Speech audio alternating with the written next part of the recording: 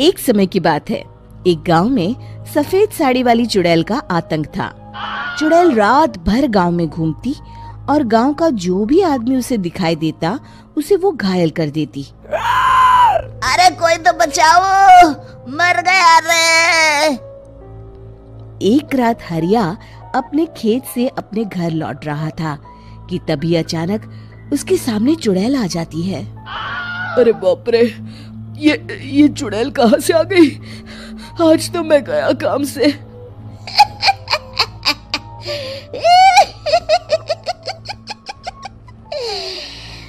आज मुझे मेरा शिकार मिल गया। अरे चुड़ैल दीदी, मुझे छोड़ दो। जैसे ही चुड़ैल हरिया की तरफ बढ़ती है, हरिया वहाँ से भाग जाता है और अपने घर के दरवाजे पे पहुँचता है। अरे भगवान, जल्दी से दरवाजा खोलो, मेरे पीछे चुड़ैल पड़ी है। हरिया की पत्नी जल्दी से दरवाजा खोल देती है।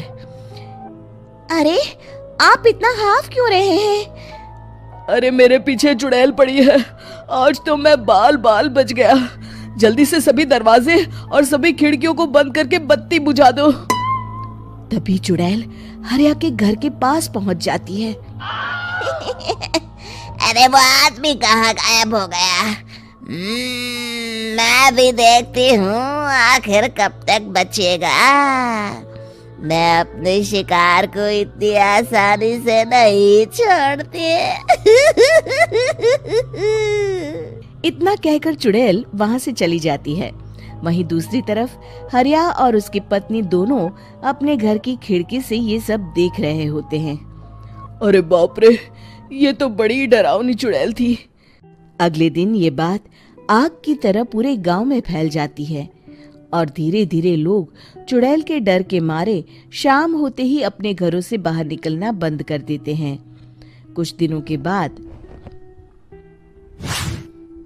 भाई, मैंने तो इस चुड़ैल के डर के मारे रात को अपने खेतों को पानी देना बंद कर दिया है।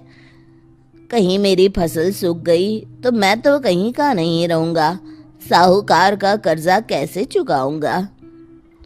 अरे भाई, पूरे गांव वालों का यही हाल है। पता नहीं ये चुड़ैल हमारे गांव में कहां से आ गई। फिर एक दिन गांव के पास वाली नदी के किनारे एक बहुत बड़े तांत्रिक के आने की बात कुछ गांव वालों को पता चलती है। वो लोग जाके ये बात गांव के मुखिया को बताते हैं।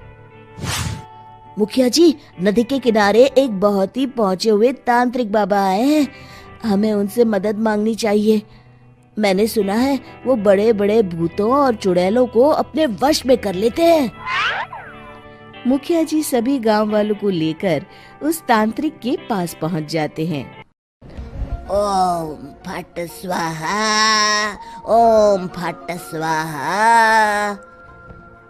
तभी तांत्रिक अपनी बंद आंखों को खोलकर कहता है, क्या बात है?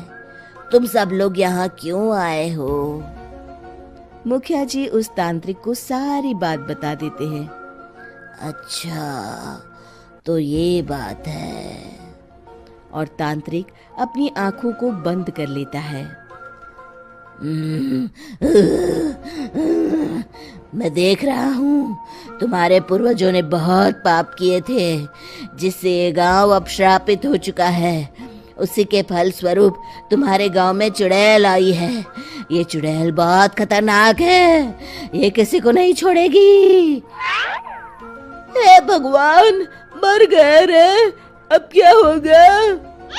तभी गांव के मुखिया जी कहते हैं, बाबा, इस चुड़ैल से हम सबको बचा लीजिए, कोई तो उपाय होगा। इसका सिर्फ एक ही उपाय है। सभी गांव वालों को बारी बारी हर दिन अपनी आधी फसल उस पहाड़ी के ऊपर बनी काली गुफा में छोड़ के आनी होगी। तभी उस चुड़ैल की भूख मिटेगी और श्राप का प्रभाव खत्म हो जाएगा और तुम सब जिंदा बच जाओगे। सभी गांव वाले उस तांत्रिक की बात को मान लेते हैं और वहां से चले जाते हैं।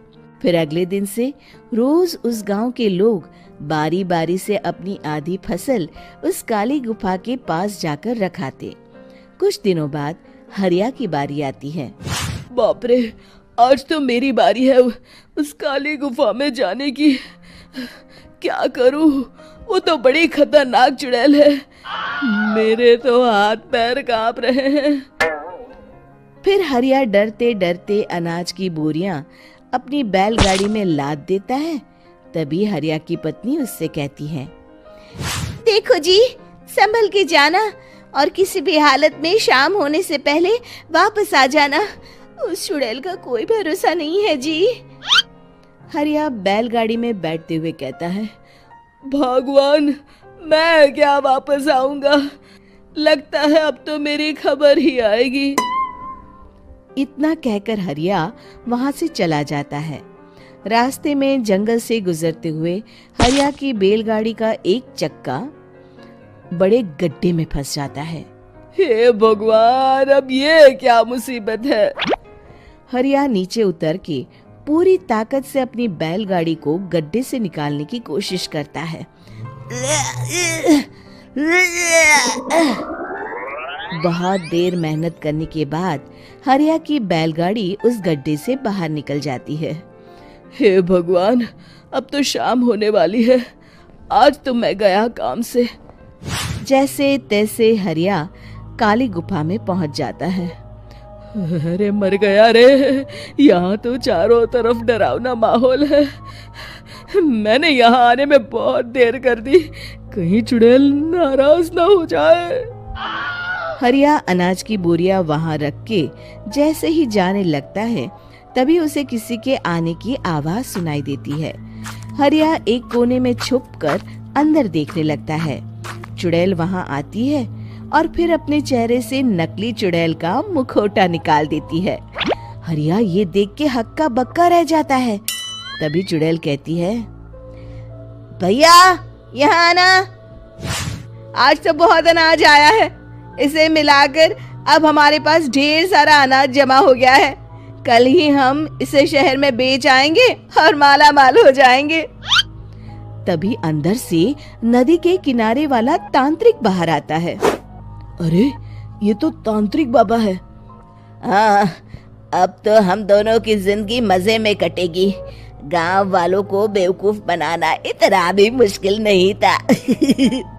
लोग तो तुम्हें सच में असली चुड़ैल समझते हैं। हाँ, तुमने सही कहा। अब ये गांव वाले चुड़ैल के डर से जिंदगी भर इस काली गुफा में अनाज पहुंचाते रहेंगे। अच्छा, तो ये बात है। ये दोनों पूरे गांव वालों को बेवकूफ बना रहे हैं। अभी जाकर सबको बताता हूँ। हरिया उन दोनों की पूरी बातें सुन लेता है और जल्दी से वापस गांव में आता है। गांव वालों को पूरी बात बता देता है। इससे पहले वो दोनों हमारा अनाज लेकर शहर जाए, हमें उन दोनों को पकड़ना होगा।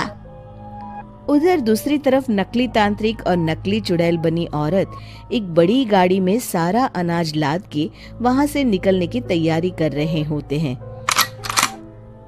जल्दी करो, इससे पहले हमें कोई देख ले। हमें यहाँ से निकलना होगा। और तभी वो दोनों देखते हैं कि सामने से सभी गांव वाले अपने अपने हाथों में मशाल लेके आ रहे हैं। दोनों बुरी तरह डर जाते हैं। रुक जाओ, तुम दोनों का भांडा फूट चुका है। अरे मर गए रे, ये गांव वाले कहाँ से आ गए? तुमने क्या सोचा इतनी आसानी से यहाँ से निकल जाओगे? ये अनाज हमने अपने खून पसीने से दिन रात खेतों में मेहनत करके उगाया है। दोनों मुखिया जी के पैरों में गिर जाते हैं। हमें माफ कर दीजिए, हम दोनों एक नंबर के कामचोर हैं। बिना मेहनत किए पैसे कमाना चाहते थे। हाँ, अब हम आगे से मेहनत मजदूरी करके पैसे कमाएंगे। हमें कुछ मत करना, हमें छोड़ दीजिए। इतना कह के दोनों गांव छोड़ के भाग जाते हैं और सभी गांव वाले फिर से खुशी खुशी रहने लगते हैं। शिक्षा, तभी तो कहते हैं कि किसी भी समस्या का समाधान केवल सूझबूझ से ही करना चाहिए और कभी हिम्मत नहीं हारनी चाहिए। दोस्तों, हमें उम्मीद है कि आपको हमारी ये कहानी पसंद आई होगी। कृपया हमारे चैनल को सब्सक्राइब करें और सभी अपडेट्स के लिए बेल आइकन जरूर दबाएं। और हाँ, वीडियो लाइक और शेयर करना मत भूलिएगा। Bye bye.